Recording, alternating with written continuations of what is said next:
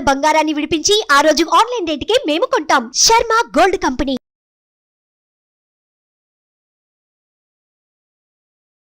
నమస్తే, welcome to Suman TV. నేను మీ యామ్ని. ప్రస్తుతం మనతో ఉన్నారు ప్రముఖ ఆధ్యాత్మికవేత్త, ప్రముఖ జ్యోతిష వాస్తు పండితులు సుభాష్ శర్మ గారు ఉన్నారు. గురుగారితో మాట్లాడి మనకున్న సందేహాలను అడిగి తెలుసుకుందాం.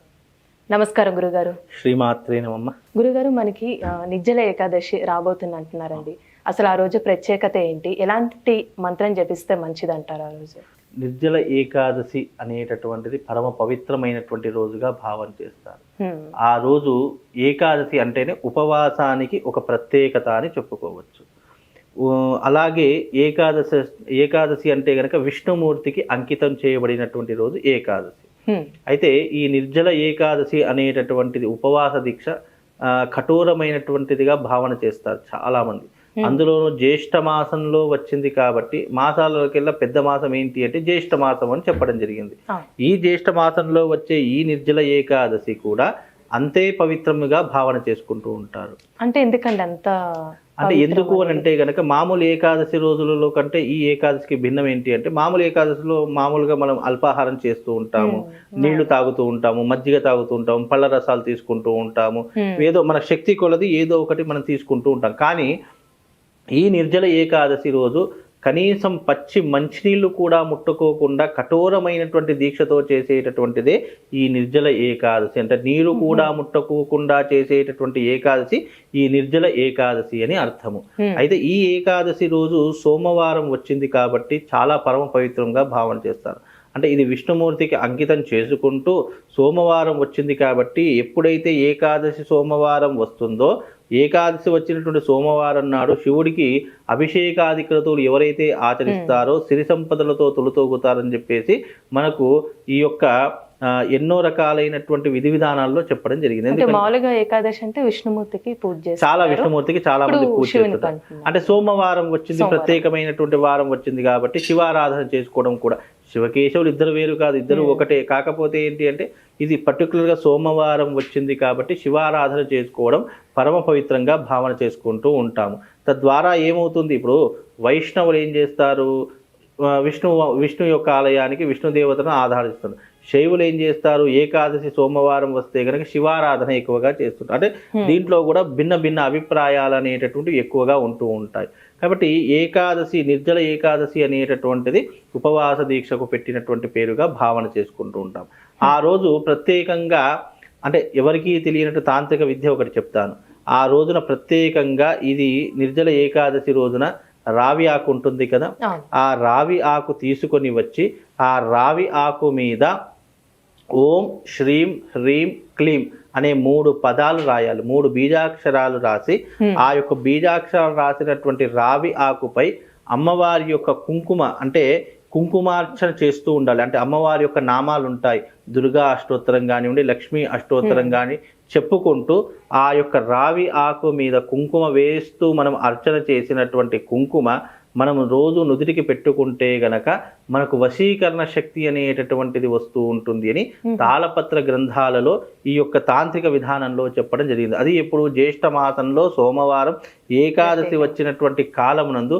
అది కూడా ఎప్పుడు చేయాలి, రాత్రి 9 నుండి 10 గంటల ప్రాంతంలో ఆ యొక్క కుంకుమార్చన చేసినటువంటి కుంకుమ ధరిస్తే ఆ కుంకుమ వశీకరణ శక్తిగా మారిపోతుంది అని చెప్పేసి కొన్ని తాళపత్ర గ్రంథాల్లో చెప్పడం జరిగింది.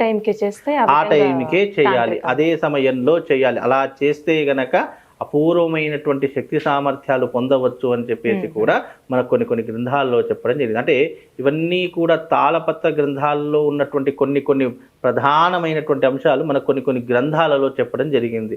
ఈ జ్యేష్ఠ మాసంలో వచ్చే ఏకాదశి చాలా పరమ పవిత్రమైనటువంటిది.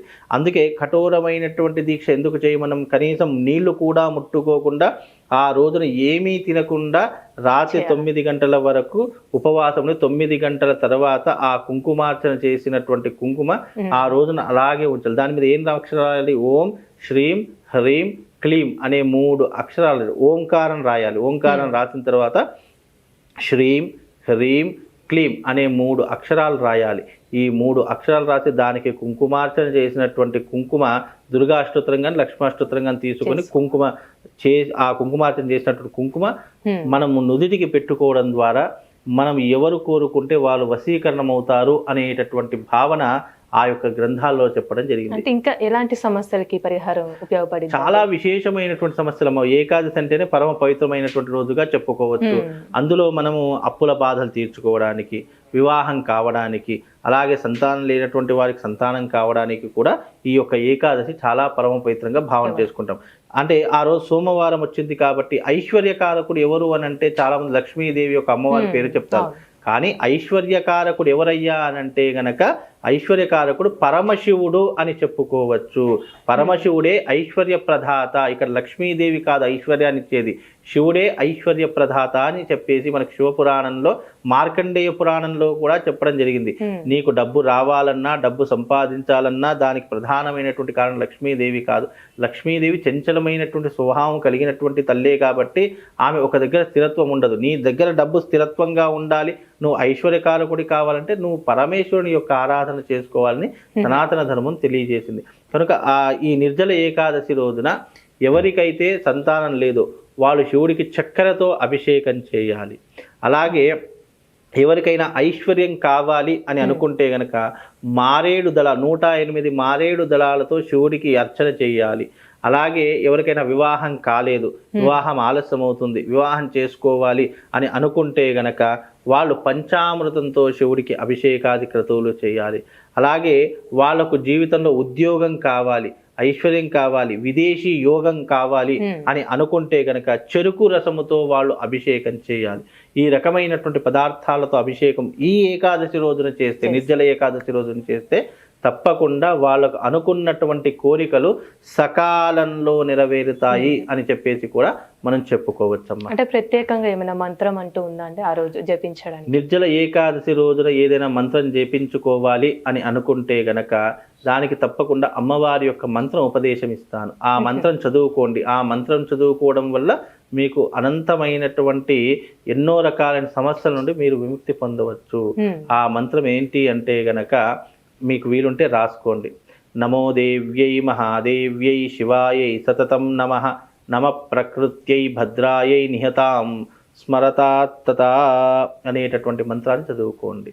తప్పకుండా మంచి స్వభావం మీకు కలిగేటటువంటి అవకాశాలు ఎక్కువగా ఉంటాయమ్మా. చాలా చక్కగా తెలియజేస్తారు గురుగారు. అలానే పరిహారం కూడా తెలియజేసినందుకు మీకు ధన్యవాదాలు. సుమన్ టీవీలో మీ పర్సనల్ అండ్ బిజినెస్ ప్రమోషన్స్ కోసం కింది నెంబర్కి కాంటాక్ట్ చేయండి.